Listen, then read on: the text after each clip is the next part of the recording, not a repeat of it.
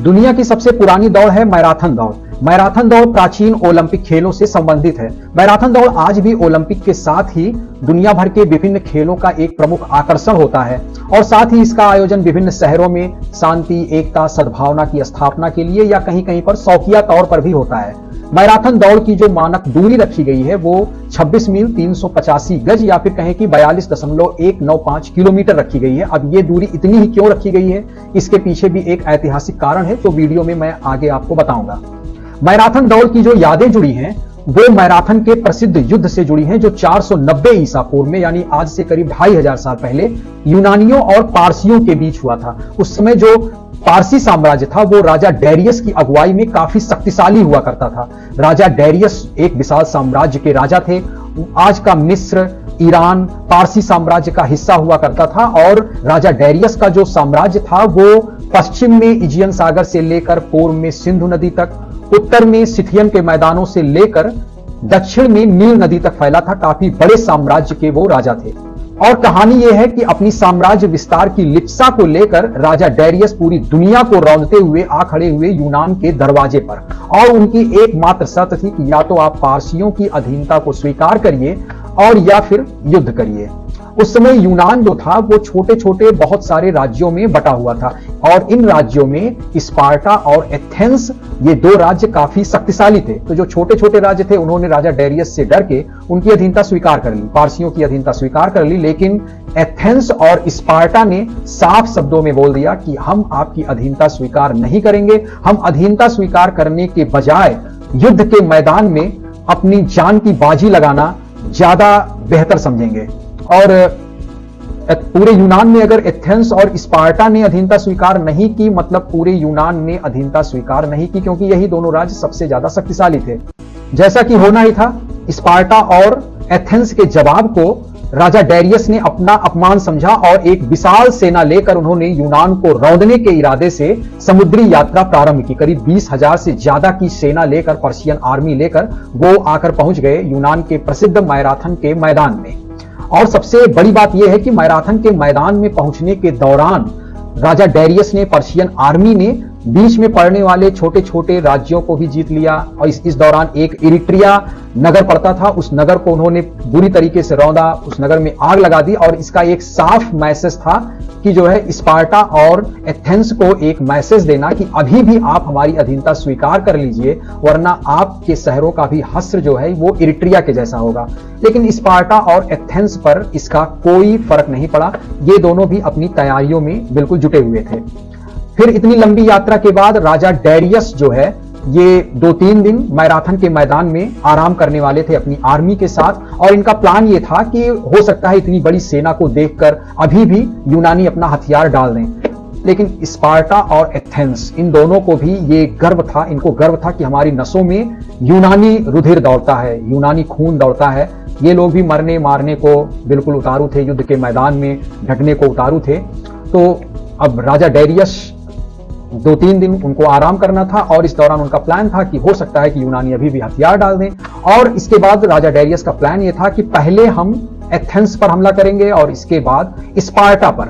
Sparta के पास उस समय 5,000 की सेना थी और एथेंस के पास 3,000 से 5,000 की सेना एथेंस के पास भी थी।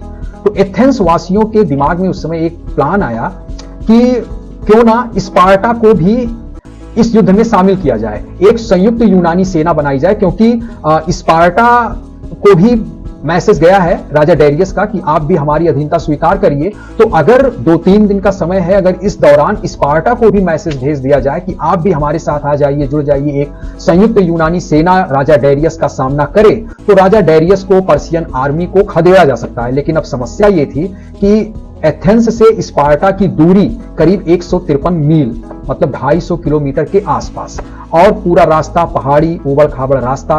तो इतनी जल्दी कोई मैसेज कैसे पहुंचाए और इतनी जल्दी पहुंचाए कि फिर उधर आर्मी लेके स्पार्टा को आना भी है, तो इतना समय उनको मिले कि वो पूरी तैयारी के साथ युद्ध के मैदान में 2 से 3 दिन का समय है, इसमें कोई मैसेज लेकर जाए फिर वो आ भी जाए, तो ये एक असंभव काम था। और लेकिन ये सोच भी अच्छी थी कि अगर एथेंस और स्पार्टा की संयुक्त सेना, एथेंस के पास 3,000 से 5,000 की सेना, स्पार्टा के पास 5,000 की सेना, तो डेरियस की 20,000 से ज्यादा की सेना का सामना करना बहुत ही ज्यादा मुश्किल काम था। तो अब ये असंभव काम कौन करे? तो उस समय एथेंस से एक युवा, इसका नाम था फिलिपिडीज, कहीं कहीं कहा जाता है कि फिलिपिडीज, वो आगे आया। उसने बोला कि मैं ये मैसेज पहुंचाऊंगा, मैं स्पार्टा मैसेज लेकर जाऊंगा और मैं समय पर पहुंचाऊंगा, मैं पैदल जाऊंगा, क्योंकि पहाड़ी एरिया, उबड़ खाबड़ रास्ता, तो घोड़े के साथ तो जाया नहीं जा सकता था, उसमें बहुत ज्यादा टाइम लगता। कोई मैसेज लेकर जाए वो पैदल दौड़ते हुए जाए। तो फिलिपिडीज ने ये जिम्मेदारी ली। उसने बोला कि मैं मैसेज लेकर जाऊंगा, समय पर पहुंचाऊंगा मैसेज, चाहे इसके लिए मेरी जान ही क्यों ना चली जाए। अब 153 मील की दूरी, उसे कुछ खाने पीने का सामान दिया गया, उसके साथ एक तलवार थी, और जिससे मतलब इतना सामान दिया गया कि लोड भी ज्यादा ना हो और रास्ते में उसकी जो भूख प्यास है वो भी मिटे, और एक तलवार उसके साथ।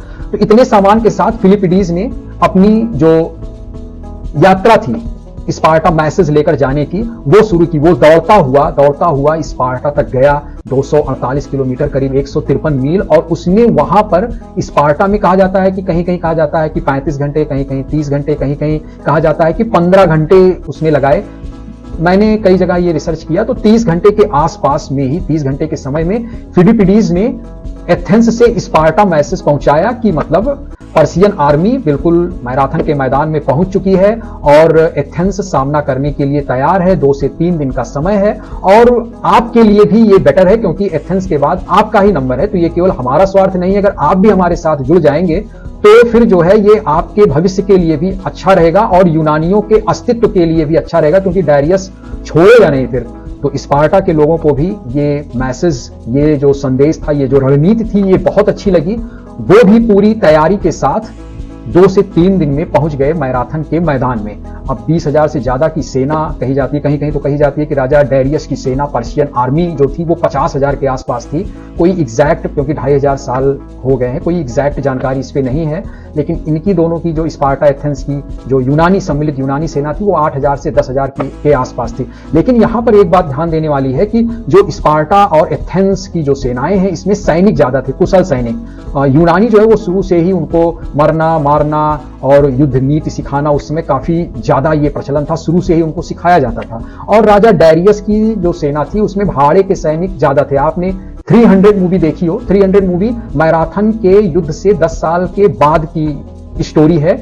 वो थर्मोपाइलेई का युद्ध हुआ था, उसकी कहानी मैं कभी फिर सुनाऊंगा आपको, तो उसके बाद की कहानी है। लेकिन वहां पर आपने एक सीन देखा होगा, लियोनाइडस आर्केडियन आर्मी से पूछता है, आर्केडियन जो कमांडर था पहले, पूछता है कि आपके पास 300 लोग हैं, इतने कम लोग और पर्शियन आर्मी का आप सामना करोगे?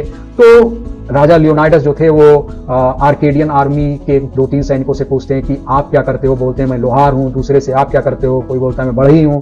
तीसरे से पूछते हैं आप क्या करते हो? बोलता है मैं किसान हूं। फिर वो अपनी आर्मी से पूछते हैं कि स्पार्टन्स आपका क्या काम है? तो बोलते हैं बस मेरा एक ही काम है, हम लोग सैनिक हैं, बस मरना मारना। तो लियोनाइडस बोलते हैं हमारे पास सैनिकों की संख्या आपसे ज्यादा है। ये जो है आपने 300 मूवी में देखा हो। फिर स्पार्टा और एथेंस की सम्मिलित यूनानी सेना ने राजा डायरियस की पर्शियन आर्मी को मैराथन के मैदान में बुरी तरीके से हराया। 8 से 10,000 की सेना 20,000 से ज्यादा की पर्शियन आर्मी पर भारी पड़ी।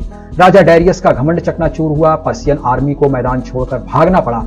अब ये चूंकि यूनानियों के अस्तित्व की लड़ाई थी, उनको इतनी बड़ी जीत की उम्मीद नहीं थी, तो ये लोग भी ना अपने शहर, अपने परिवार मैसेज तुरंत पहुंचाना चाहते थे। ऐसे होता है ना कि जब कहीं जीत मिलती है, छोटी जीत भी हो तब भी उत्सुकता रहती है। तो ये तो इतनी बड़ी जीत थी कि अस्तित्व की लड़ाई थी, तो इनके भी मन में था ना कि जल्दी से अपने शहर, अपने परिवार इस मैसेज को भिजवाएं कि हम जीत गए हैं। तो फिर से वही लड़का फिलिपिडीज जो पहले 153 मील गया था, स्पार्टा आया था और उसने युद्ध भी लड़ा था। कहा जाता है कि उसने जो है मैराथन का युद्ध लड़ा था। फिर वो आगे आया, फिर वो दौड़ता दौड़ता फिर वही मैराथन के मैदान से एथेंस तक, अपने घर तक, अपने शहर तक गया और वहां पर हम जीत गए ऐसा बोलकर वो खत्म हो गया। और मैराथन के मैदान से एथेंस की दूरी वही 26 मील 385 गज, या फिर कहें कि 42 किलोमीटर से कुछ ज्यादा है। आज भी ये मतलब दूरी इतनी ही है। ये उसकी याद में बना हुआ है, मतलब ये रास्ता बना हुआ है, अभी भी वहां पे दौड़ होती है, मैराथन दौड़ होती है।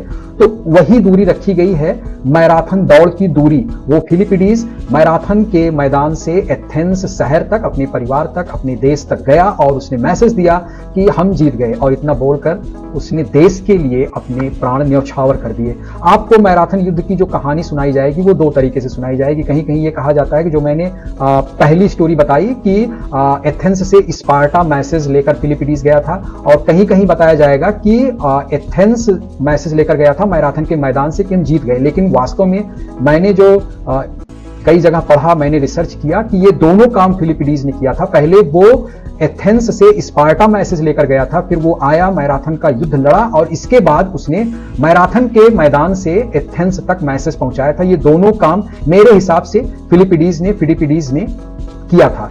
तो उसी की याद को अछोड़ बनाए रखने के लिए, उसी की याद को हमेशा जिंदा रखने के लिए मैराथन दौड़ का प्रचलन उस समय से हो रहा है, और उसकी दूरी 26 मील 385 गज या फिर कहें कि 42.195 किलोमीटर रखी गई है फिलिपिडीज की याद में।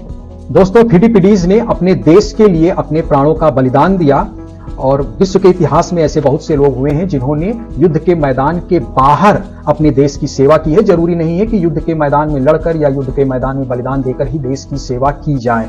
और कहा भी जाता है कि जो असली लड़ाई होती है वो युद्ध के मैदान के बाहर लड़ी जाती है, रणनीति बनाने में, और उसमें फिलिपिडीज ने अपने कारनामे से यूनानियों को आगे किया, जिसके कारण वो इतनी बड़ी पर्शियन आर्मी को हरा पाए।